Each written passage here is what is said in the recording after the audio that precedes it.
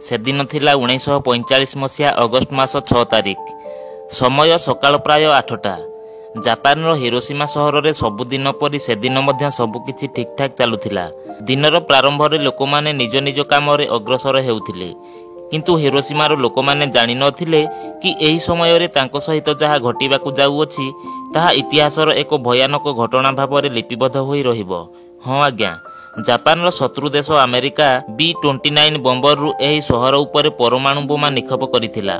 आउ देखु देखु संपूर्ण सहर पोड़ी पाउंस होई गला। किंतु एही आक्रमण पछरे अनेक प्रश्नवाची सृष्टि हुए कि हिरोशिमा उपरे अमेरिका काहेकि परमाणु आक्रमण कला, काहेकि दुई देश मध्य तिक्तता सृष्टि होइथिला, आउ एही आक्रमण द्वारा द्वितीय विश्वयुद्धर कौन संपर्क थिला। एही समस्त कथा को विस्तृत भाव में जानिबा आजिर एही वीडियो माध्यम रे। तेणु वीडियो को शेष पर्यंत देखा अनुरोध। दर्शक बंधु, एहाकू बुझिबा पई आमे आपनकू किछि समय पूर्वर घटना विषय रे किछि सूचना देबाकू चाहिबू। 7 डिसेम्बर 1941 यह हेउछि सेही दिन जेबे पैसिफिक ओशियन मध्य एक आइलैंड उपरे 2 घंटा पर्यंत एपरी बोमा विस्फोरण हैला जहा द्वितीय विश्वयुद्धर गति को बदलै दैथिला। एही जगह थिला पर्ल हार्बर। कुहा जाए कि सेदिन जापान सकाळु सकाळु अमेरिकार नौसेनार एही आड्डा उपरे अचानक आक्रमण करिदेला। गोटे पटे जेतेबेले द्वितीय विश्वयुद्ध को नहीं बाकी दुनिया युद्ध भितरे थिले, किंतु अमेरिका एहाठारु अलगा थिला। एठारे प्रश्न आसे जे काहेकि अमेरिका एही युद्धरु दूर थिला, जेउ कथा सुनी आपण मध्य विश्वास करि परिबेनी। जेतेबेले द्वितीय विश्वयुद्ध चलीथिला तो अमेरिका चीन को बंचाइबाकू चाहुथिला। ये हेउछि सेही चीन जिए एबे अमेरिकार परम शत्रु देश भाव में छिड़ा होई अछि। द्वितीय विश्वयुद्ध को आरंभ होबार 3 वर्ष बीती सारिथिला, जेउठारे गोटे पटे जर्मनी और इटाली एवं अन्य पटे ब्रिटेन, नेदरलैंड और फ्रांस थिले। आउ एही युद्ध रे अमेरिका शामिल होई नथिला। अमेरिका एथिरे शामिल न हेबार कारण एहा जे प्रथम विश्वयुद्ध रे अमेरिका को बहुत क्षति सहिबाकू पड़िथिला, किंतु इतिमध्ये रे एपरी गोटिए देश थिला जिए अमेरिका को नाकेदम करी रखिथिला। आउ सही देश हेला जापान। काहेकि ना एही देश पाखरे नेचुरल रिसोर्सेस रो अभाव थिला, तेणु से अन्य देश गुडी करे खूब शीघ्र कब्जा करुथिला। एहा एइथि पई जे से निजर देश पई नेचुरल रिसोर्सेस रो अभाव पूरण करि परिबो। ये सेही समय थिला बंधुगण, जापान जेबे कोरिया, ताइवान और चीन रो बड़ अंचल को कब्जा करि नैथिला। आउ पैसिफिक ओशियन रे फिलिपाइन्स, इंडोनेशिया और मालेशिया उपरे मध्य निजर कब्जा करिबा उद्देश्य रे लागिथिला। किंतु जापान को नै सबुठारु बड़ समस्या एहा जे मालेशिया ब्रिटेन कब्जा रे, इंडोनेशिया नेदरलैंड कब्जा रे और फिलिपाइन्स अमेरिका कब्जा रे थिला, जहा जापान को एही देश गुडी को अन्य देश कब्जा रे रहिबा ठीक लागु नथिला। अन्यपटे जापान एते शक्तिशाली एइथि पई हेउथिला कारण एहा पछरे हिटलर को हाथ थिला। आउ जेमिति आमे समस्ते जानि अछे कि सेही समय रे हिटलर अमेरिका और ब्रिटेन रो परम शत्रु थिला। एपटे जापान रो कार्यकलाप थमिबार ना नेउ नथिला, जेउथिरे अतिष्ठ होई अमेरिका 1941 जुलाई रे जापान को तेल देबा बंद करिदेला।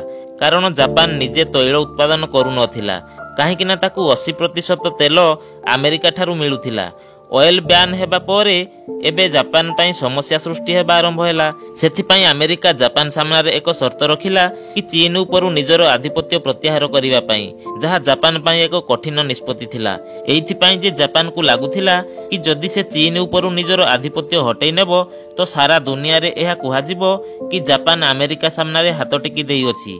जापान निष्पत्ति कला कि चीन उपरु तार सैन्य को फेराई अणा जिवो नाही, बरम से एक योजना प्रस्तुत कला। प्लान एहा जे जापान एबे इंडोनेशिया उपरे कब्जा करी तैल हातेइबा पई चिंता करुथिला। किंतु एहा सुनिबाकू जेतिकी सहज लागु अछि सेते सहज काम नुहे। आउ एही कथा जापान मध्य भलो भाबरे जानिथिला कि इंडोनेशिया उपरे कब्जा करिबा एते सहज काम नुहे। जेमिति कि वीडियो रो आरंभ रे आमे आपनकू कहिथिलु कि सेते बेले इंडोनेशिया उपरे नेदरलैंड रो राज थिला। आउ सेठारे पहुंचीबा पई जरूरी थिला प्रथमे फिलिपाइन्स उपरे कब्जा करिबा दरकार, जहा अमेरिका कब्जा रे थिला। जापान को यह मध्य जଣା थिला कि जदि से फिलिपाइन्स उपरे आक्रमण करे तो पैसिफिक ओशियन थिबा अमेरिकार नौसेना जापान को आक्रमणर जवाब देबो। आउ एपटे जापान पाखरु तेल बहुत शीघ्र शेष हेबार लागिथिला, तो से आक्रमण करिबा छडा आउ किछि विकल्प नाही बोली बुझी सारिथिला। किंतु जापान को एही आक्रमण फिलिपाइन्स उपरे नुहे बरम पर्ल हार्बर उपरे करिवार थिला। देखु देखु जापान सेना निजर प्लान हिसाब रे पर्ल हार्बर उपरे आक्रमण करिबा आरंभ करिदेले। कुहा जाए कि एही आक्रमण पई जापान 2टी युद्ध जहाज, 30टी डेस्ट्रॉयर, 39टी सबमरीन ଏବଂ ସବୁଠାରୁ ବିପଜ୍ଜନକ 414ଟି ବମ୍ବର ଏୟାରକ୍ରାଫ୍ଟ ଏକାଠି କରିଥିଲା। ଆଉ ସେପଟେ ଆମେରିକା ତରଫରୁ ବଡ଼ ସଂଖ୍ୟାରେ ସେନା ଏବଂ ବିପୁଳ ଯୁଦ୍ଧାସ୍ତ୍ର ମହଜୁଦ ଥିଲା। ମାନେ ଯଦି ଆକ୍ରମଣ ହୁଏ କେଉଁଠି ନା କେଉଁଠି ଆମେରିକା ଜାପାନ ଉପରେ ଭାରି ପଡ଼ିଥାନ୍ତା। କିନ୍ତୁ ମୁଖ୍ୟ କଥା ହେଲା ଏହି ଆକ୍ରମଣକୁ ପ୍ରତିରୋଧ କରିବା ପାଇଁ ପୂର୍ବରୁ ଆମେରିକାକୁ ଏହି ଆକ୍ରମଣର ସୂଚନା ବିଷୟରେ ଜାଣିବାର ଥିଲା, କିନ୍ତୁ ସେ ଜାଣିପାରିଲା ନାହିଁ। 8000 କିଲୋମିଟରର ଯାତ୍ରା କରି ଏବେ ଜାପାନର ଏୟାରକ୍ରାଫ୍ଟ ଟାର୍ଗେଟ ପଏଣ୍ଟର 300 କିଲୋମିଟର ଦୂରରେ ଥିଲା। ଏହା ହେଉଛି ସେହି ପଏଣ୍ଟ ଯେଉଁଠାରୁ ଜାପାନ ନିଜର 414ଟି ବମ୍ବର ଏୟାରକ୍ରାଫ୍ଟକୁ ଆକ୍ରମଣ ପାଇଁ ନିକ୍ଷେପ କଲା। ଏପଟେ ଆମେରିକାକୁ ଏତେ ବଡ଼ ଆକ୍ରମଣର କୌଣସି ସୂଚନା ନଥିଲା। 7 ଡିସେମ୍ବର 1941ରେ ଯେବେ ଜାପାନର 350 ବମ୍ବର ଏୟାରକ୍ରାଫ୍ଟ ଗୋଟିକ ପରେ ଗୋଟିଏ ଆମେରିକାର ବେଟେଲସିପ୍ ଉପରେ ଆଟାକ୍ କରିବା ଆରମ୍ଭ କରିଦେଲା। କୁହାଯାଏ 45 ମିନିଟ୍ ପର୍ଯ୍ୟନ୍ତ ପର୍ଲ ହରବାର ଉପରେ ପ୍ରବଳ ଆକ୍ରମଣ କରି ଜାପାନର ବମ୍ବର ଏୟାରକ୍ରାଫ୍ଟ ଫେରି ଆସିଲେ। ଆମେରିକାନ ନେଭିକୁ ଲାଗିଲା ହୁଏତ ଆକ୍ରମଣ ଥମିଗଲା ଆଉ ଜାପାନୀ ଲେଉଟିଗଲେ, କିନ୍ତୁ କିଛି ସମୟ ପରେ ବାକି ଥିବା ବମ୍ବର ପୁଣି ଆସନ୍ତି ଓ ପୁନର୍ବାର ଆକ୍ରମଣ ଆରମ୍ଭ କରିଦିଅନ୍ତି। 1 ଘଣ୍ଟାରୁ ବି ଅଧିକ ସମୟର ଏହି ଜୋରଦାର ଆକ୍ରମଣରେ ଆମେରିକାନ ନେଭେଲର 20ଟି ଭେସେଲ୍ସ, 8ଟି ବେଟେଲସିପ୍ ଓ 300ରୁ ବି ଅଧିକ ପ୍ଲେନ୍ ଧ୍ୱଂସ ହୋଇଯାଇଥିଲା। ଏବେ ଏତେ ବଡ଼ ଆକ୍ରମଣ ପରେ ଆମେରିକା ତ ଚୁପ୍ ରହିବା ବାଲା ନୁହେଁ। ଏହି ଆକ୍ରମଣର ଠିକ୍ ପରଦିନ ଜାପାନ ଉପରେ ଆକ୍ରମଣ କରିବାର ଯୋଜନା ପ୍ରସ୍ତୁତ କରିଦେଲା। ଆଗାମୀ 3 ମାସ ଭିତରେ ଆମେରିକା ପର୍ଲ ହରବାରଠାରେ ନିଜର ନେଭେଲ ବେସ୍କୁ ଶକ୍ତିଶାଳୀ କରିବା ଆରମ୍ଭ କଲା।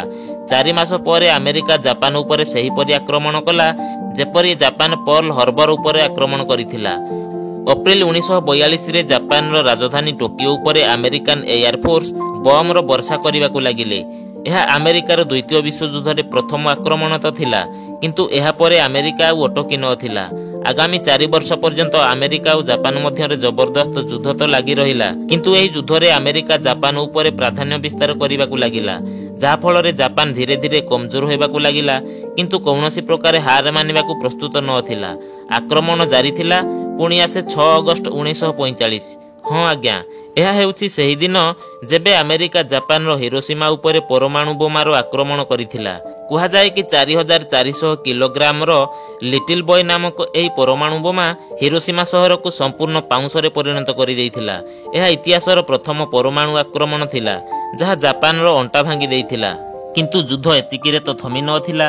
3 ଦିନ ପରେ ମାନେ 9 ଅଗଷ୍ଟ ଦିନ ଜାପାନର ଅନ୍ୟ ଏକ ସହର ନାଗାସାକି ଉପରେ ଆଉ ଏକ ପରମାଣୁ ବୋମା ନିକ୍ଷେପ କରାଯାଏ, ଯେଉଁଥିରେ ପ୍ରାୟ 80,000 ଲୋକ ମୃତ୍ୟୁବରଣ କରିଥିଲେ। ଗୋଟିଏ ପରେ ଗୋଟିଏ ପରମାଣୁ ଆକ୍ରମଣରେ ଧ୍ୱସ୍ତ ହୋଇଯାଇଥିବା ଜାପାନ 15 ଅଗଷ୍ଟ 1945ରେ ଆମେରିକା ସାମ୍ନାରେ ନିଜର ପରାଜୟ ସ୍ୱୀକାର କଲା। ଯଦି ଜାପାନ ପରାଜୟ ସ୍ୱୀକାର କରିନଥାନ୍ତା ତ ଆମେରିକା ଜାପାନର ଅନ୍ୟ ସହରଗୁଡ଼ିକରେ ମଧ୍ୟ ପରମାଣୁ ଅସ୍ତ୍ର ପ୍ରୟୋଗ କରିବାର ଯୋଜନା ପ୍ରସ୍ତୁତ କରୁଥିଲା।